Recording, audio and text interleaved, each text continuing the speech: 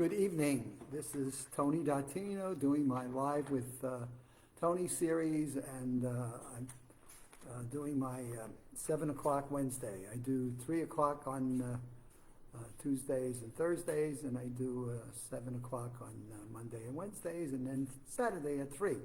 I am the founder of the USA Memory Championship and the president of Dattino Consulting, and I started a first part of a 4-part series coming out of the June-July issue of AARP magazine, and I found a very interesting article in it that I thought I'd break up into 4 pieces on happiness in hard times.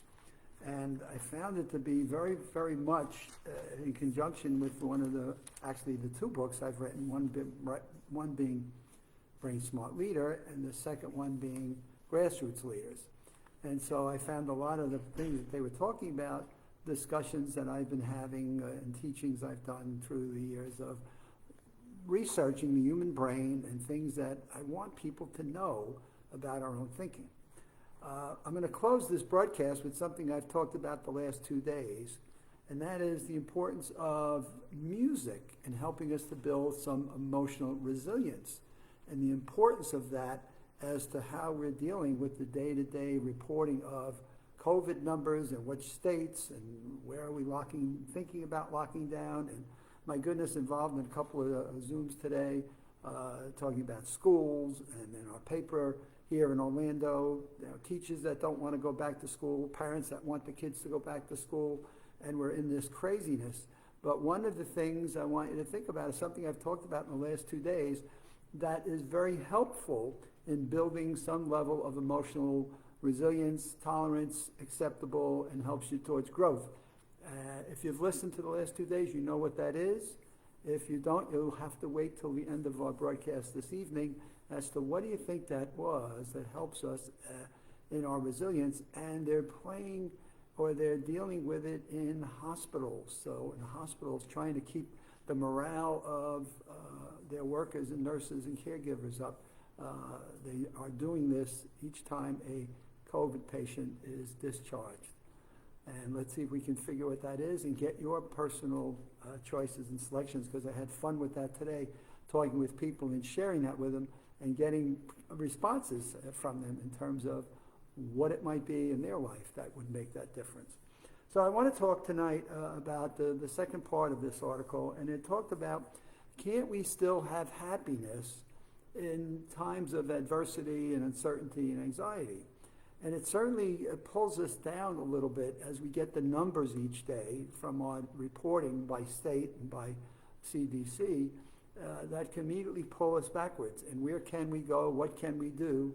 And so can you be bold enough to suggest that even during difficult periods of time, we can have moments of happiness or moments of what I call positive resilience?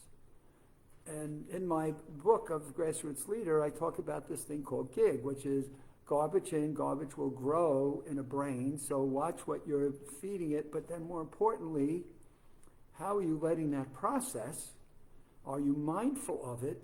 And are you short-stopping? Are you stopping anything that is going to take you into the synergy of garbage and then replacing it with, so what are some things that you can reflect on and look at during the course of the day that may have been good? So I had several really good Zoom calls today. So as I listened to our Florida numbers this morning, I could have immediately gone off the cliff, because we're going off the cliff with our numbers and what restrictions that has. I read the headlines on today's paper, and we're planning to try to do some work with the USA Memory Championship, and the morning headlines were teachers that don't want to come back to school, and you can understand why, especially if they're in the over 50-year-old age, parents that want kids to go back to school, parents that don't want kids to go back to school. And it throws out a statistic that I read in this AARP article magazine.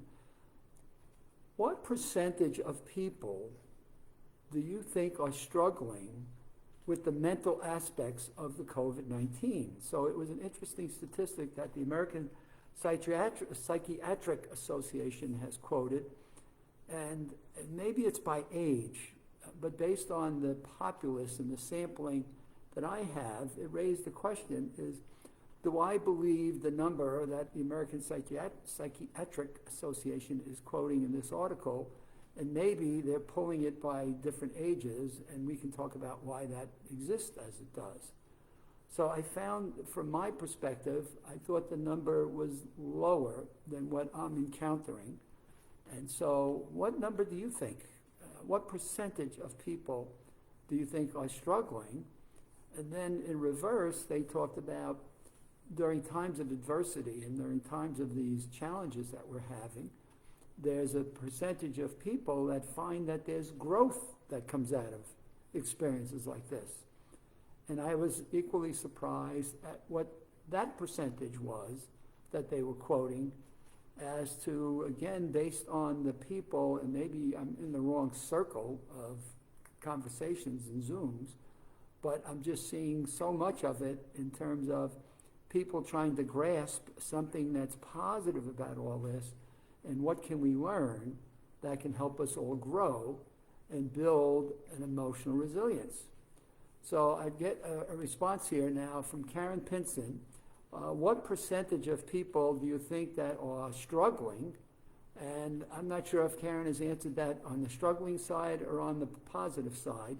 So Karen, if you can send me another note as to what percentage you think are struggling, as at least by the American Psychiatric Association, because I just thought the number was a little bit light and a little bit lower, and the people building emotional resilience, which may be seniors, and part of the explanation that you can have is for seniors, what is it that seniors have that's different than what 20-year-olds have, and that's different than what 45-year-olds have. So you start to study these differences by age groups, from people in their 20s to people in their 40s to people in their 60s, and what's the difference?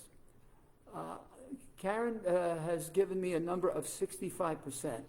Anybody else there that thinks the number is lower or higher, she is closer to the number I would have expected based on the Zooms and the people I'm interfacing with. And I am talking to different groups of people from different walks of business, school, senior groups. I would have thought the number was at least 50 to 60%. Karen is saying it's 65 in her view. The American Psychiatric is quoting 1/3, so 1/3. But again, this is an article in AARP, and maybe they're just focused on seniors. Now, what's the thing about seniors? What's the difference between a 20-year-old and a 40-year-old and a 60-year-old? And the difference is obviously what? Life experiences. So you get to somebody in my age, and you've had enough of stresses and crises and adversity that you've had experience in dealing with in your life. But what's the problem and challenge we have with COVID-19? Pandemics. Even if you're a senior in today's environment, the likelihood of you having a prior experience is fairly remote, unless you were part of the SARS or the MERS, swine flu. Unless you were in a different country and you're not here in the United States, you know, it's a different ballgame.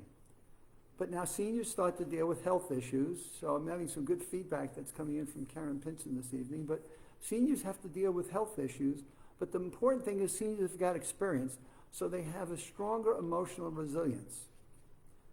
Whereas somebody in their 40s, what are they dealing with? Maybe it's their kids.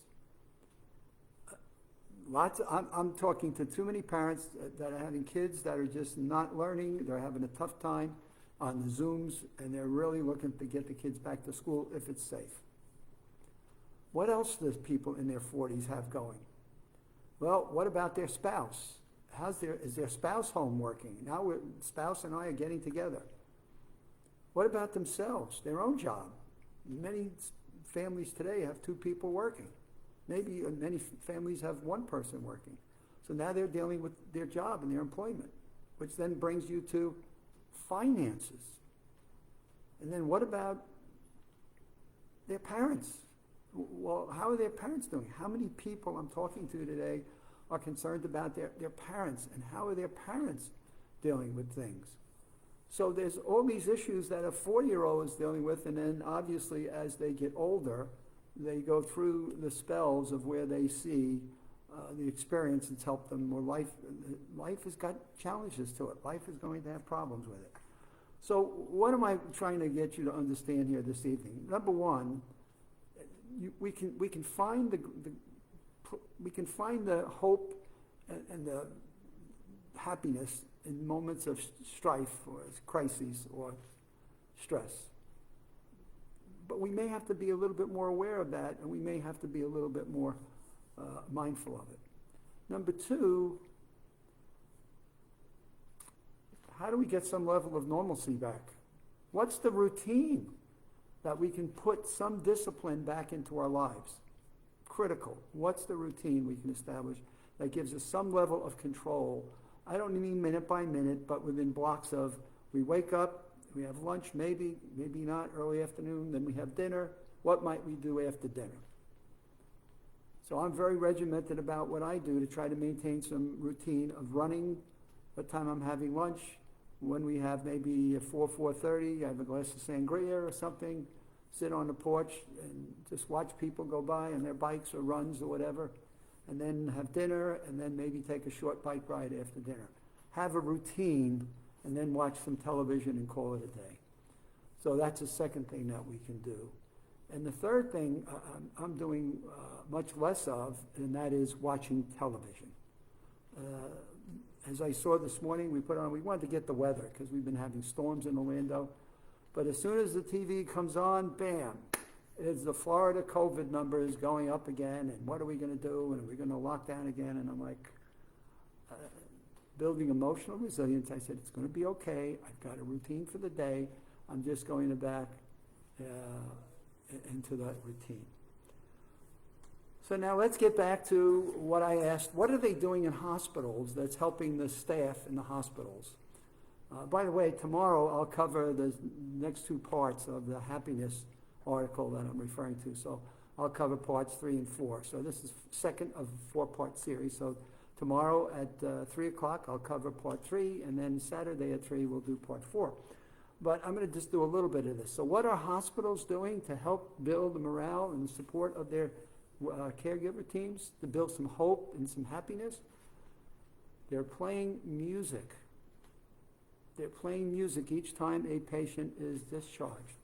Now, can anybody think of what group we had during the last 50 years that they're finding has got some of the best music that's uplifting and brings up hope? And what song do you think they're playing in hospitals across the country? And I don't know who selected this, but I talked about it yesterday. Beatles music has been proven in their early days to be the most soothing and brain healthy music that you can possibly listen to, building brain waves and calmness and resilience. And the song they're playing over and over again is Here Comes the Sun. And it turns out it was the last recording that the 4 Beatle members ever recorded for an album. And it's Here Comes the Sun. In this article, it talks about other songs that are in that genre of hope and happiness. I'm going to just read a couple of them, and then I'll pick a few more each tomorrow and then on Saturday.